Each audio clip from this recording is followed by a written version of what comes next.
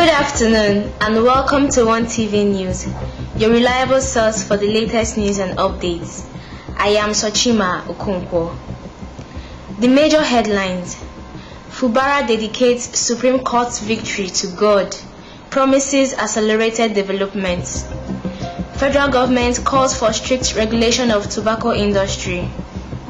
AFCON 2023, West Ham, RB Leipzig scout Al Hassan Yusuf. TikTok video leads to reunion of twins sold at birth. Mr. Ibu's son, daughter arrested for alleged theft of 55 million naira donations. The news in full. The Rivers State Governor Siminalayi Fubara expresses joy and gratitude following the Supreme Court's affirmation of his electoral victory, ending legal battles. In a statewide broadcast, Fubara dedicates the victory to God and the people of Rivers State, acknowledging the challenging litigation process.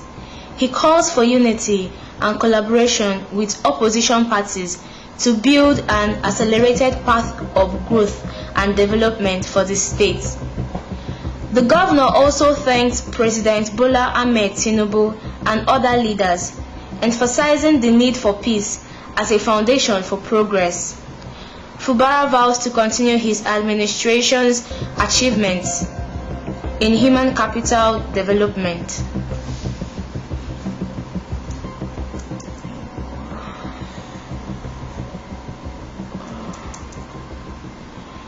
The Nigerian Customs Service Tinkan Island Command announced the interception of cocaine, arms and ammunition valued at 4.3 billion naira.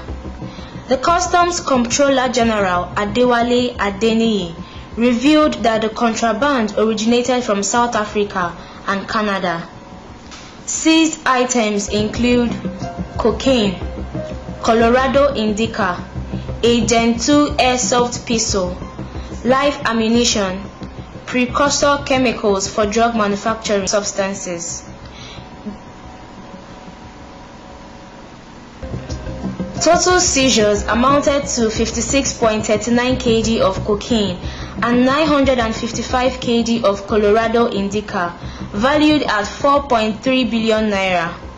Adeniyi highlighted collaboration with the National Drug Law Enforcement enhanced cooperation to combat sophisticated smuggling networks.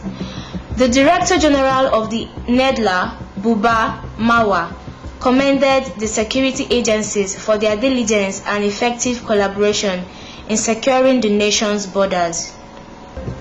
Workers at Adekunle Ajasin University, Akumba, Akoko, Ondo State, halted activities in protest of the alleged non-implementation of the 35,000 naira palliative wage award approved to ease the impact of fuel subsidy removal. The Joint Action Committee, representing various staff unions, claimed that the palliative had not been received since its initiation in Ondo State in November 2023.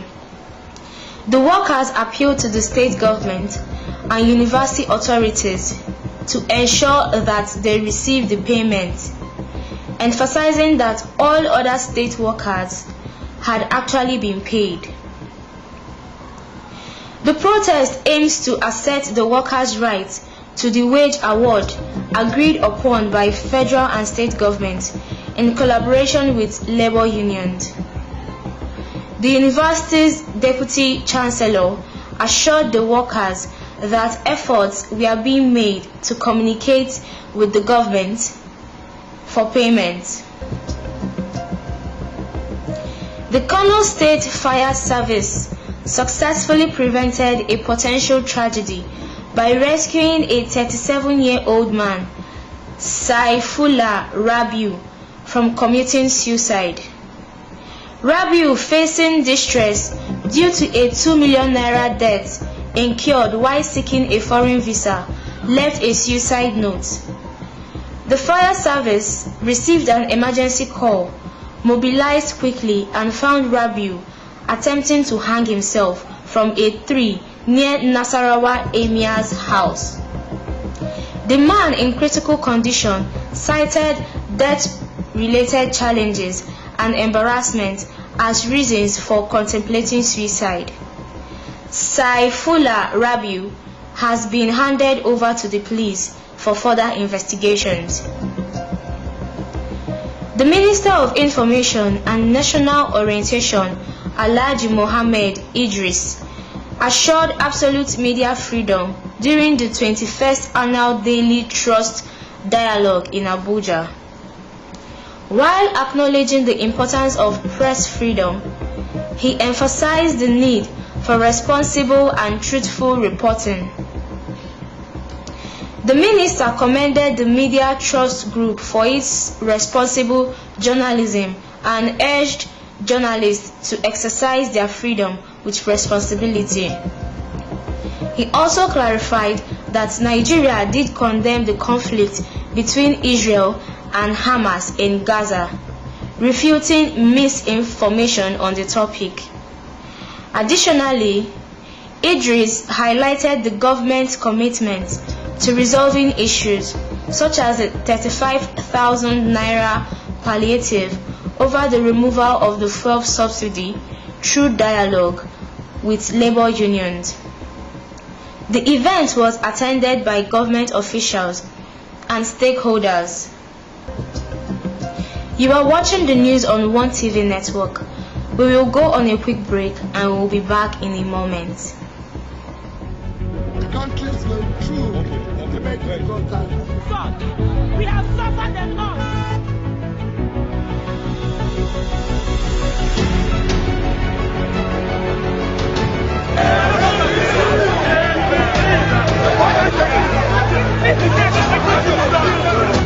We say that this is the only band that is defending Lagos. Keep corrupting us, that. It's been building over the course of the past 2 weeks. Much despised special anti-robberies.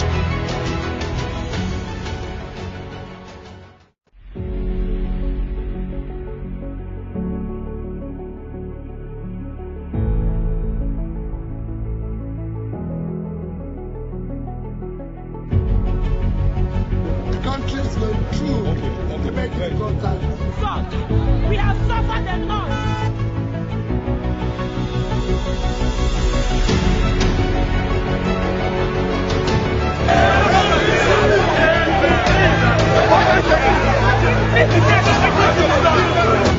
We say that this is the only band that is defending Lagos.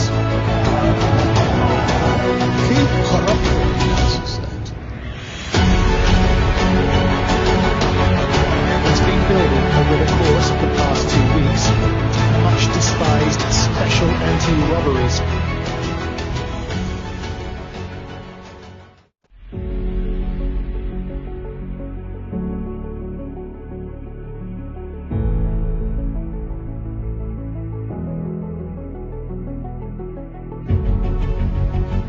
Countries going through the making contact.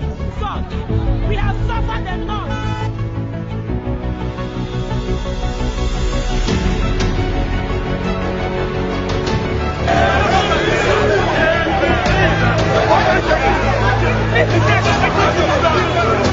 We say that this is the only band that is defending Lagos. Keep corrupting us, that. It's been building over the course of the past 2 weeks. Much despised special anti-robberies.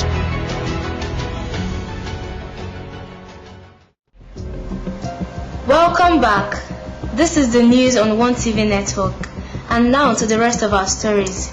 In education, the federal government of Nigeria has approved a new policy on transnational education to enhance tertiary education accessibility. The Minister of State for Education, Yusuf Sununu, announced that guidelines for implementing transnational education across borders have been adopted. This policy allows Nigerian institutions to collaborate with foreign counterparts to offer education services within Nigeria. As a member of the World Trade Organization, Nigeria is a signatory to the General Agreement on Trade in Services, which includes education as an exportable service.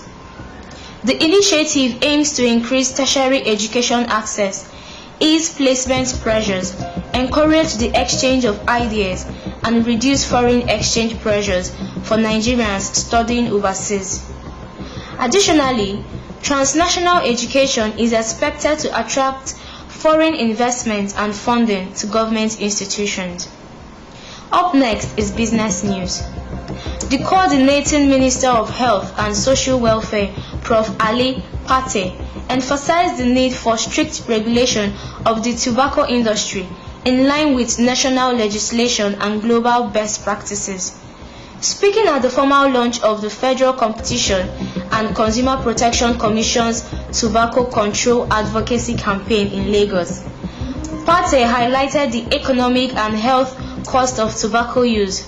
He condemned the FCCPC's legal action and sanctions against British American Tobacco Nigeria (BATN) for anti-tobacco control and anti-competition practices, aligning with the World Health Organization Framework Convention on Tobacco Control.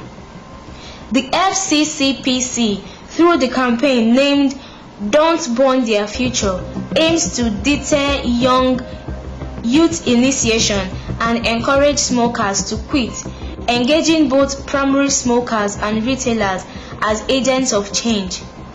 The campaign goes beyond warnings, providing counseling and assistance for individuals aiming to quit smoking. FCCPC had fined BATN $110 in December for anti-competitive practices. You are still watching the news on One TV Network. Next is international stories. Identical twins Ami and Ano accidentally rediscovered each other, unraveling a larger scandal of stolen babies in Georgia. Separated at birth and adopted into different families, they stumbled upon each other through a TV talent show and TikTok. As they delved into their past, they uncovered a disturbing pattern in Georgia, where thousands of babies were stolen from hospitals and illegally sold. Venturing to Germany, they met their birth mother and spent the last 2 years piecing together the truth. Despite ongoing investigations, no one has been held accountable for the expensive baby theft in Georgia. Now, the sports news. Foreign scouts from the Premier League club West Ham United and Bundesliga outfit RB Leipzig are in Abidjan, Côte d'Ivoire, to observe the performance of Nigerian midfielder Al-Hassan Yusuf during the ongoing 2023 Africa Cup of Nations. Yusuf, who missed the previous 2 games due to a thigh injury sustained in the opening match against Equatorial Guinea, is set to return to action in Nigeria's second round of 16 clash with Cameroon.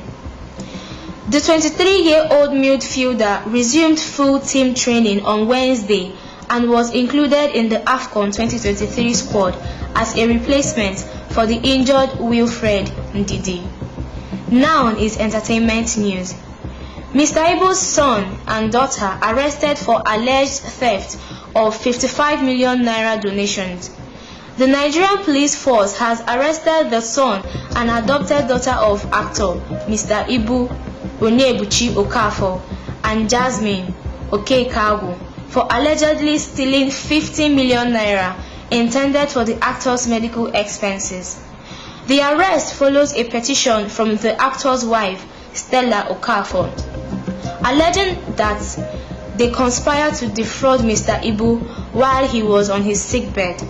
The investigation revealed that the duo hacked Mr. Ibu's phone, manipulated his wife, and transferred 55 million naira from the public fundraising account to Onyebuchi Daniel Okafor's personal bank. The police claim to have recovered the stolen funds. The suspects have been charged with conspiracy and stealing, with a court appearance scheduled for March 11, 2024. The case file has been forwarded to the Office of Director of Public Prosecutions for legal advice. The arrest sheds light on a family feud, with the actor's wife accusing the adopted daughter of interfering in family matters and attempting to sideline her. And that's the news on One TV Network for today. Before we go, another look at the major headlines. Fubara dedicates Supreme Court's victory to God, promises accelerated development. Federal government calls for strict regulation of tobacco industry. West Ham RB Leipzig scouts Al Hassan Yusuf. TikTok video leads to reunion of twins sold at birth. Mr. Ibu's son and daughter arrested for alleged theft of 55 million naira donations. Thank you for tuning in, and stay connected for a more informative, educational and entertaining programs designed just for you. Kindly visit, follow and like us on Facebook at One TV Network, and for a more rewarding experience, download our app from the Play Store as On One TV to enjoy unlimited access to rich content for your viewing pleasure. Until next time, I am Sochima Okonkwo, signing off for now. Stay informed.